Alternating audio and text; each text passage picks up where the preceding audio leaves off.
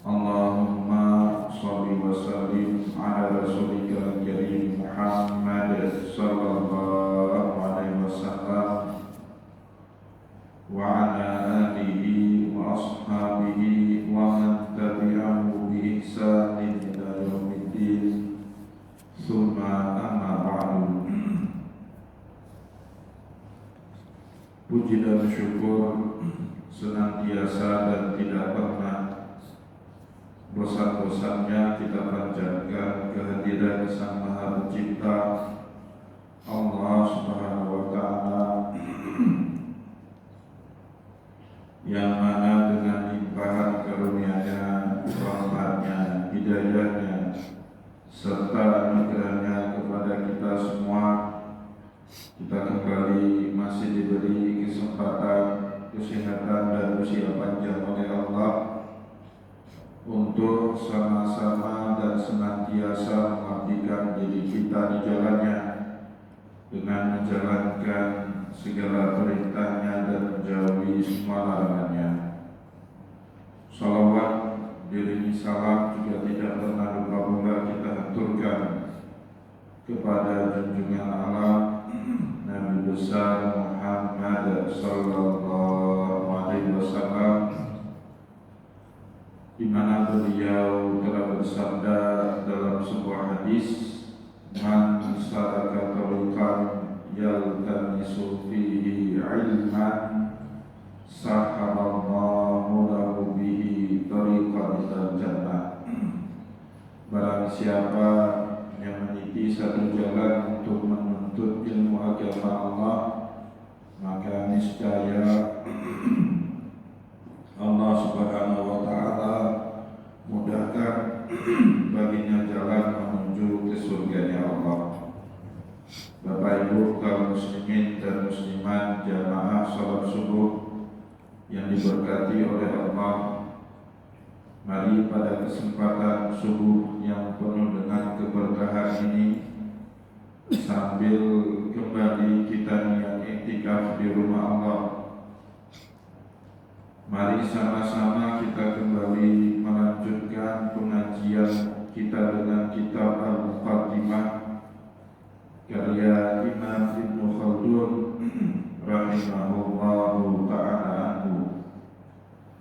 Dan insyaallah pada kesempatan subuh kali ini kita kembali akan melanjutkan bacaan kita dari sifat yang ketiga dari ilmu pengetahuan yang Allah Subhanahu wa Ta'ala beri kepada umat manusia. Dan ilmu pengetahuan yang ketiga ini hanya Allah Subhanahu wa Ta'ala berikan kepada Nabi dan Rasulnya Allah. Mereka diterangkan kepada kita oleh Imam Ibnu Khaldun, ja'alallahu lahu al-insilaha minal basyariyati, dilepaskan dari segala apa yang melekat di dalam kehidupan dunia. Mereka manusia biasa, tapi kemampuan kontrol diri mereka yang luar biasa. Nabi Muhammad seperti layaknya manusia biasa yang masih butuh makan, minum, istirahat. Tetapi Allah Subhanahu wa Ta'ala memberikan kemampuan kontrol yang luar biasa pada diri Rasulullah, sehingga mereka tidaklah seperti manusia biasa, ya, mampu mengontrol nafsu makannya, nafsu tidurnya, istirahatnya. Sebetapa enaknya pun makanan yang ada di hadapan Rasulullah, Nabi Muhammad sangat disiplin. Makan tidak pernah lebih dari sepertiga, minum juga tidak pernah lebih dari sepertiga, dan sepertiganya lagi buat udara di dalam perut beliau. Itu yang membuat Nabi Muhammad menjadi manusia luar biasa. Kalau kita Bapak Ibu ada makanan yang sedikit enak, biasanya hilaf, makannya lebih banyak daripada porsi biasanya.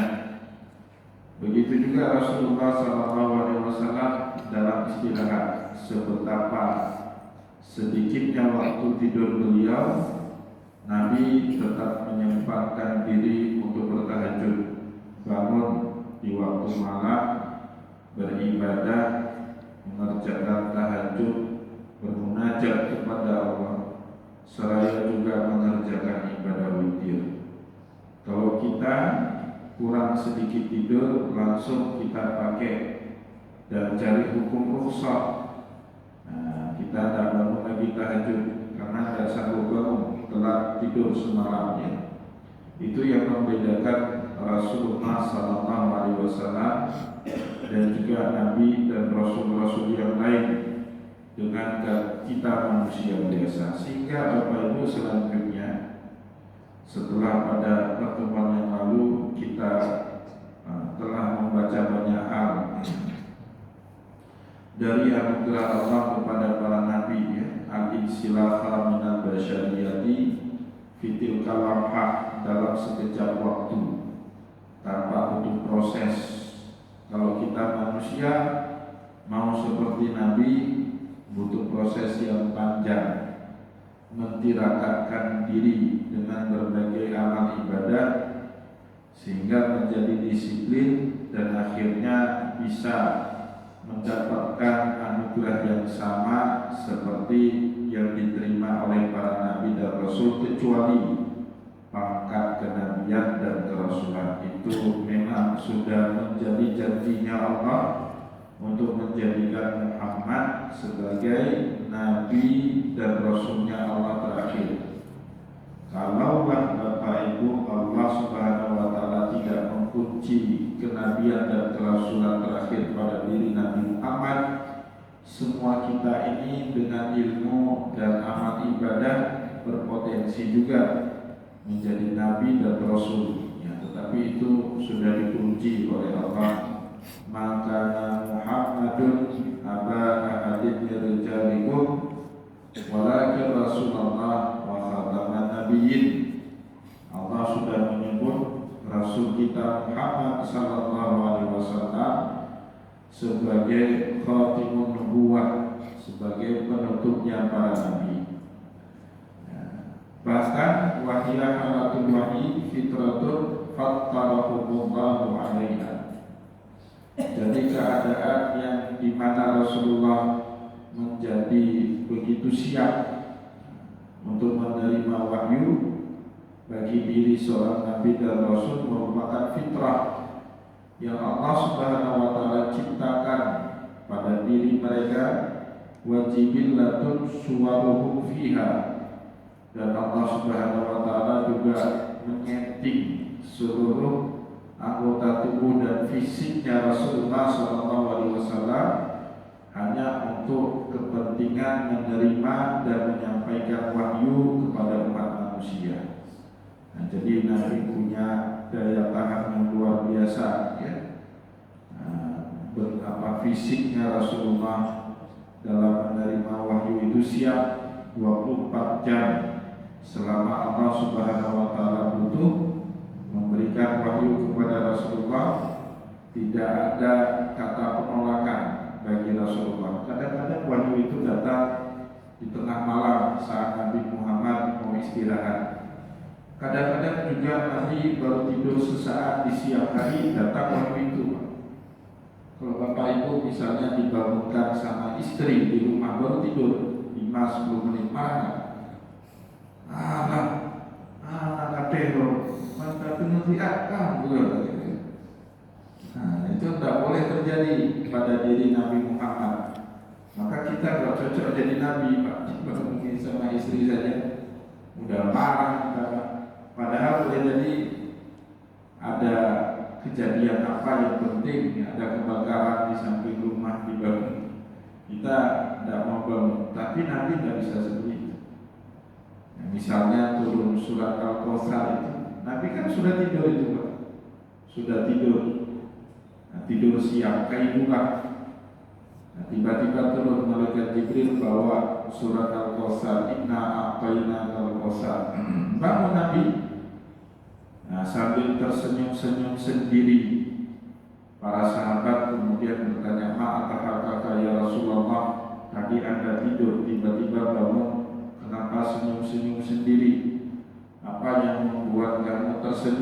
Rasulullah. Bangun tidur langsung senyum. Kalau kita cemburu dulu pikir utang, gimana ngasih utang ya? Jadi itu kejadian-kejadian yang khusus terjadi pada Nabi, dan kita sulit sekali bisa seperti itu kecuali dengan tirakat dan disiplin tinggi dalam beribadah dan beramal soleh. Warakaza fi qadaihi beraghamatan fil ibadah, kompensasi dari fitrahnya Nabi seperti itu, dibersihkan dari kemelekatan yang umumnya dimiliki oleh umat manusia, dan juga Allah menciptakan bentuk fisiknya Nabi untuk siap dalam setiap kondisi menerima wahyu dan menyampaikannya kepada umat. Kompensasinya secara spiritual, warakaza fi tabaihi raghabatan fil ibadati.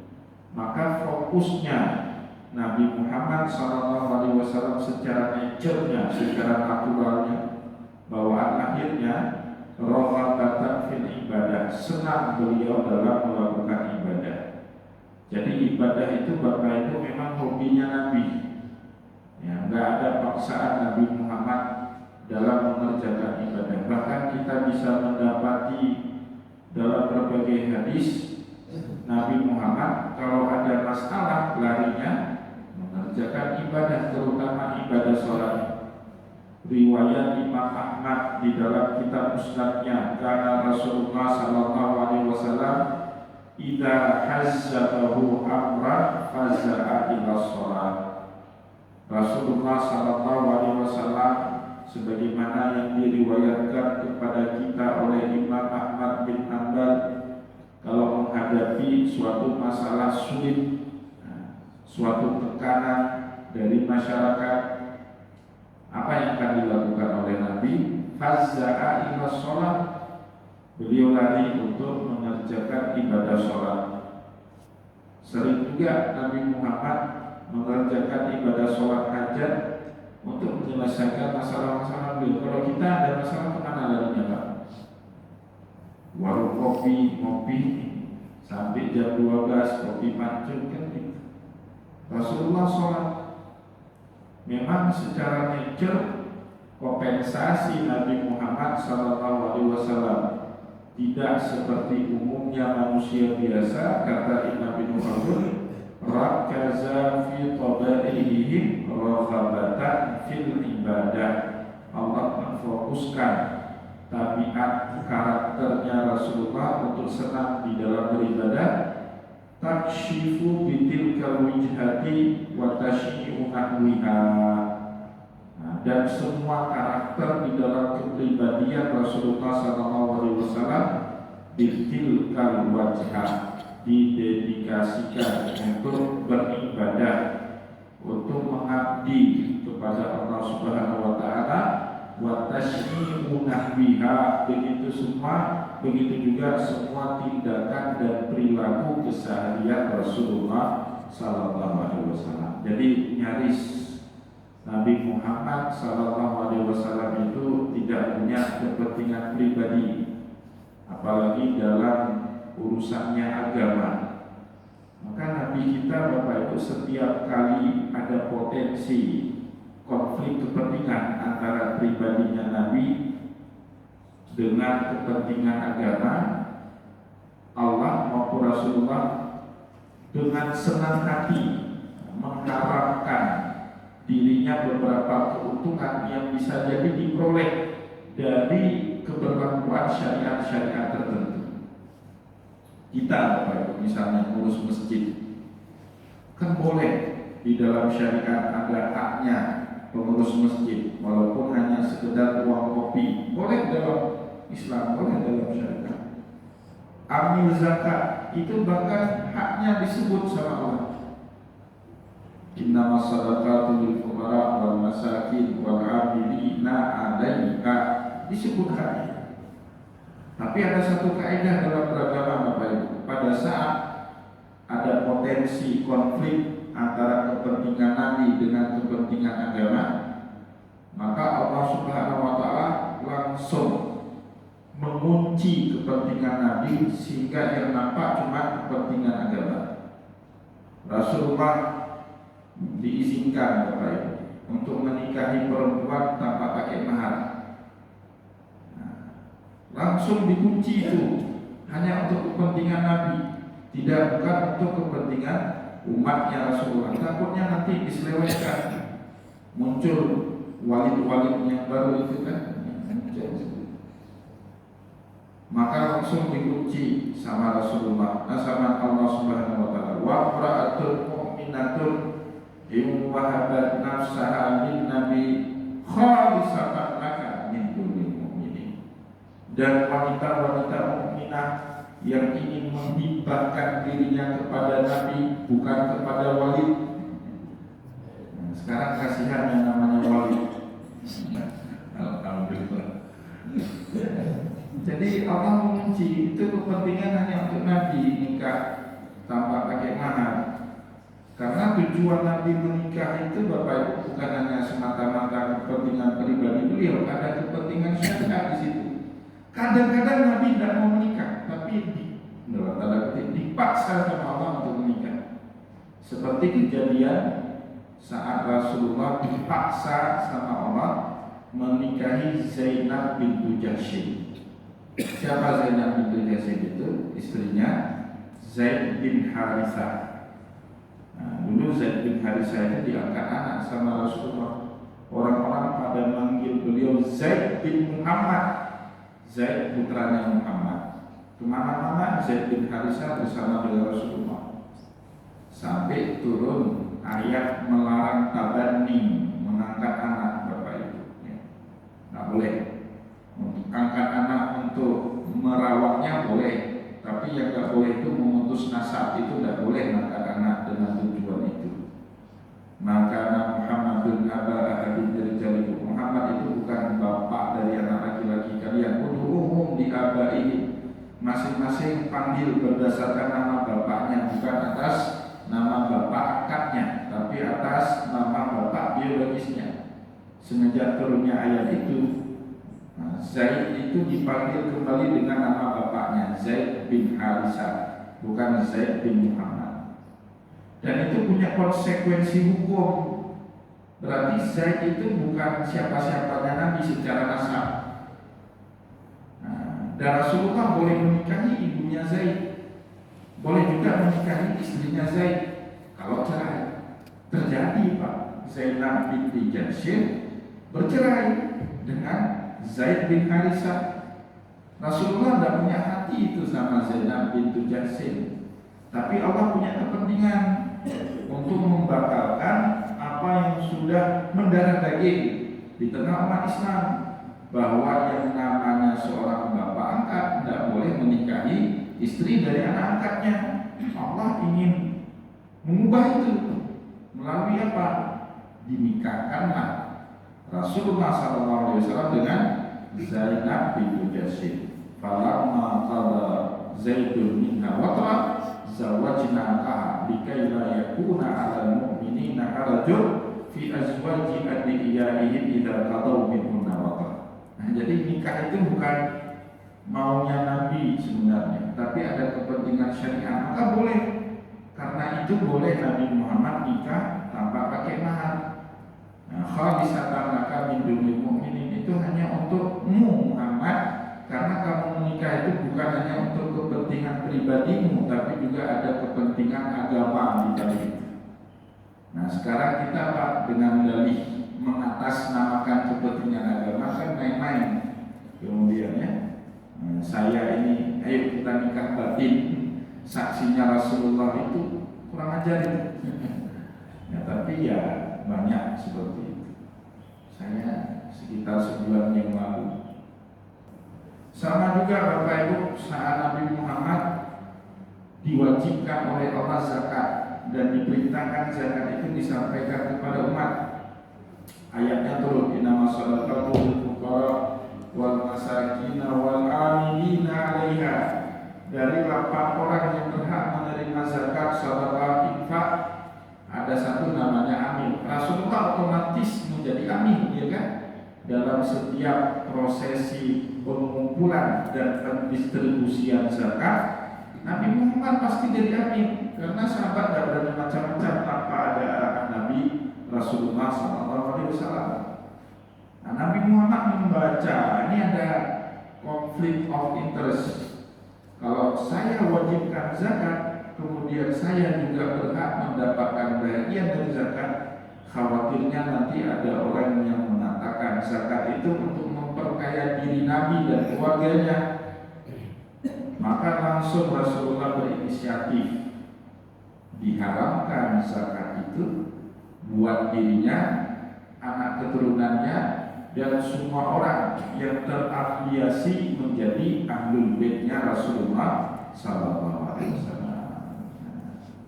Maka Bapak Ibu, kata Imam Ibnu Khaldun, warak kaza fi qadaihi wa fabatan fil ibadati. Jadi Rasulullah dengan karakter kenabian semacam itu, berbeda seperti manusia biasa, membuat beliau secara watak dasarnya itu senang sekali dalam beribadah. Watak syifu bitilkal wijhati, dan bahkan seluruh dedikasi hidupnya itu diarahkan untuk dalam beribadah. Watashimu nahwiha, begitu juga semua perilaku seharinya Nabi, membaca ada potensi kepentingan diri dengan kepentingan agama.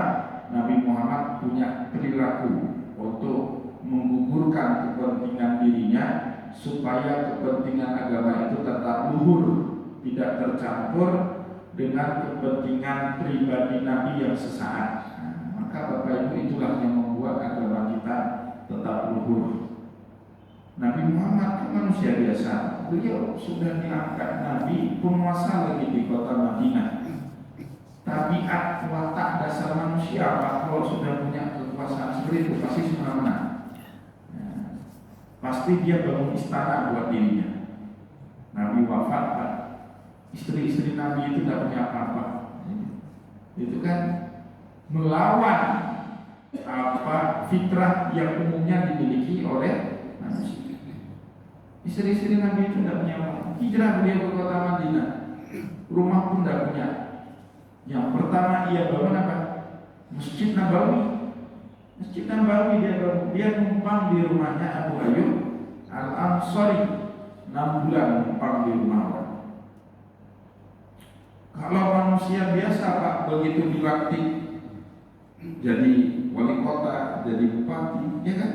Langsung rumah baru, kendaraan baru, istri baru, ya kan? Langsung lupa. Saya punya teman banyak pengusaha, itu perabot lama masih bagus, baru 3-4 tahun dipakai di kantor, di pendopo, buang semua,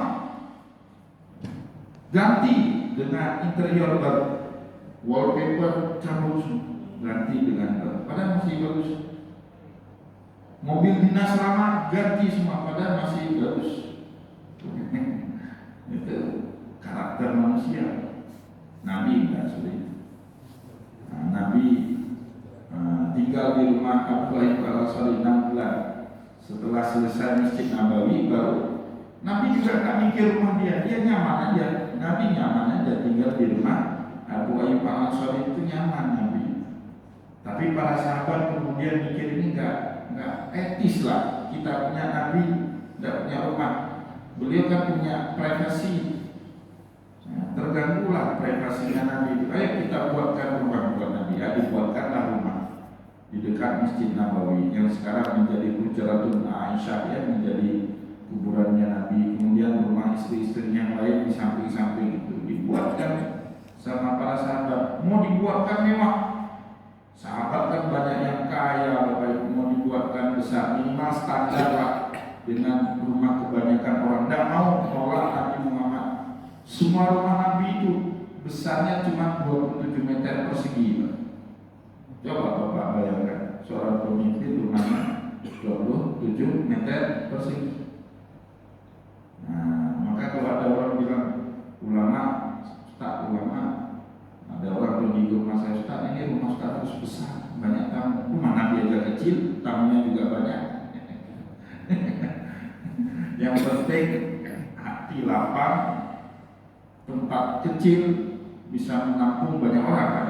Ya kan? Rumah nenek-nenek kita dulu waktu kita mudik lebaran, Pak. Anaknya 11, cucunya 50, rumahnya panggung, Pak. Kalau kita naik krek bunyi. Tapi karena lapang hatinya semua muat. Kita sekarang Pak, rumah gede-gede, datang ke Banda Aceh nggak nginap di rumah kita, saudara kita di hotel nginap. Nah, ini kan aneh, bin ajaib. Nah, maka nggak penting rumah besar-besar itu. Nah, yang penting hati lapang. Nah, walaupun rumah sempit, kalau hati lapang jadi luas sendiri itu. Nah, itu yang dicontohkan kepada kita oleh Rasulullah Sallallahu Alaihi Wasallam. Tapi anehnya orang sekarang, Pak, yang orang-orang seperti itu, yang hidupnya enggak mencerminkan Nabi dikit pun, merasa diri paling soleh. Kalau ngomong Masya Allah, Tabaraka Ta'ala, muak enggak kita kadang-kadang lihat, ya? Padahal sikap dia enggak menampilkan kenabian begitu. Ya. Tapi omongannya Masya Allah, Tabaraka Ta'ala, Alhamdulillah. Apa itu ya? Umat akhir zaman ini perilaku dikit pun tidak mencerminkan Rasulullah. Omongannya lebih fasih dia daripada kita belajar bahasa Arab bertahun-tahun. Masya Allah, tapi perilakunya tidak seperti itu. Ya, alhamdulillah ya, semoga kita tidak menjadi bagian. Nah, dengan itulah Bapak Ibu, dengan komitmen yang sangat tinggi dari Rasulullah dalam beribadah, begitu juga dalam perilaku yang sesuai dengan bimbingan wahyu itu, fahum yatawajjahuna ila dzalika al-ufuqu atau al-ufuqi bidzalika naui minal insilahi ma tasya'u bitilkal fitratil lati fatahu 'alaiha. Ya, fahum yatawajjahuna ila dzalika, dengan itulah mereka selalu dibimbing, ya. Kalbunya mereka iri dan jiwanya mereka yang tawajjahun, mengarah dalam bimbingannya ila ufukil a'la, ya, pada cakrawala yang tinggi. Nah, jadi pikiran orang-orang seperti Nabi Muhammad itu tidak bisa melihat hal-hal yang sepele itu, tidak ada dari mereka. Yang besar itu kecil. Nah, nanti insya Allah ini nyambung dengan pengajian kita di Amur malam Sabtu depan. Itu ciri-cirinya ulama akhirah itu salah satunya Pak, memandang remeh apa yang dianggap berat oleh banyak orang. Bagi orang banyak ini sudah ujian berat, kiamat, tapi bagi mereka kecil. Itu ciri-ciri ulama akhirah. Jadi mereka tidak pernah merasa sesuatu berat, apapun dinamika, seberat apapun dinamika, sesulit apapun kondisi situasi yang kita hadapi di dunia ini, semua kecil kalau itu disandingkan dengan Allah Subhanahu wa Ta'ala. Kecil semua. Nah, jadi mereka hidupnya tenang karena seperti itu, Pak. Nah, begitu juga Rasulullah, karena konsekuensi ibadahnya Nabi, perilakunya Nabi. Maka Bapak Ibu yang dimuliakan oleh Allah, orientasi Rasulullah itu ila ufukil a'la, cakrawala tertinggi. Orang yang sudah bisa melihat ke tempat tinggi, yang di bawah kecil-kecil ini nggak nampak lagi, ya kan? Nah, coba Bapak Ibu jalan, kita berada di tempat rendah, semua masih nampak, ya kan? Coba kita naik pesawat, masih nampak nggak semua? Enggak. Bahkan rumah orang terbesar, rumah terbesar di kota Banda Aceh pun, kalau kita naik pesawat, nampaknya seperti rumah kota-kota, ya kan? Seperti miniatur, menjadi kecil. Semua yang dianggap besar oleh manusia, jabatan kah, pangkat kah, harta kah, rumah kah, kedudukan kah, besar. Tapi kalau orientasi kita ila ufukil a'la, kepada cakrawala tertinggi, dan itu adalah Allah, semua yang dianggap besar oleh manusia itu terlihat kecil dalam kepribadian orang-orang soleh seperti Rasulullah Sallallahu Alaihi Wasallam. Ya, maka dengan itulah orientasi Nabi Muhammad itu ilal ufukil a'la bidzalika naw' dengan jenis ilmu pengetahuan tadi minati silaf, kemampuan dia mengendalikan diri dari apa yang disenangi, oleh apa yang digemari oleh kebanyakan manusia. Mata sya'una bitilkal fitratil lati fataru alaiha, dan itu akhirnya menjadi remote. Remote itu bisa mata sya'u, kapanpun yang diinginkan sama Nabi, nggak situasional lagi. Nah, itu bedanya Nabi dengan aulia, para wali, para ulama akhirah. Mereka belum bisa remote, nggak bisa sesuka hati mereka. Kalau tidak diizinkan sama Allah, tidak bisa itu terjadi. Nabi hakikatnya juga izin, tetapi para rasul itu diberikan keistimewaan sama Allah.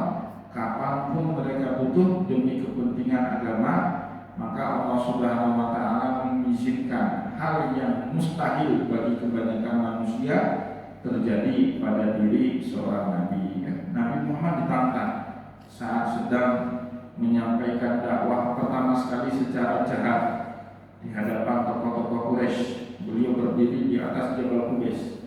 Tiba-tiba ada satu tokoh Quraisy bilang, kami Muhammad mau langsung beriman kepada kamu kalau kamu bisa bulan pecah atau bagi atau belah bulan ini menjadi dua.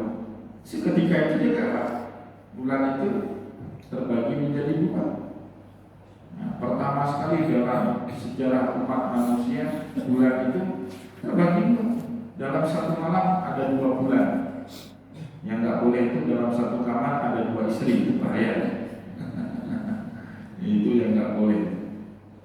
Walaupun poligami makruh itu, disatukan istri dalam satu kamar. Nah, itu terjadi seketika itu juga. Mata sya'u, kapanpun yang diinginkan, bitilkal fitrati, dengan bawaan fitrah seperti itu, allati fataru alaiha, sebagaimana yang telah Allah ciptakan pada dirinya Muhammad, la bi'iktisabin wala sina'atin, dan itu tidak bisa diusahakan, wala sina'atin, dan tidak bisa dibuat-buat oleh Nabi. Nah, itu berjalan dengan sendirinya, alamiah, yang tidak bisa diusahakan dan juga tidak bisa dibuat-buat. La bi'iktisabin wala sina'atin. Bapak Ibu yang dimuliakan oleh Allah, kita cukupkan bacaan kita pada kesempatan subuh ini. Semoga ini menjadi pelajaran penting ya bagi kita pada kesempatan ini, bagaimana meneladani Rasulullah, bukan hanya sebatas pada teladan syariat, tetapi lebih jauh meneladani karakter, watak, kepribadian, perilaku Rasulullah Sallallahu Alaihi Wasallam. Dengan itulah frekuensi kita itu menjadi sangat dekat dengan Nabi Muhammad Sallallahu Alaihi Wasallam. Saya mohon maaf jika ada yang tidak berkenan. Wallahu muwaffiq ila aqwamit thariq wa nasrul minallah wa karim. Wassalamualaikum warahmatullahi wabarakatuh.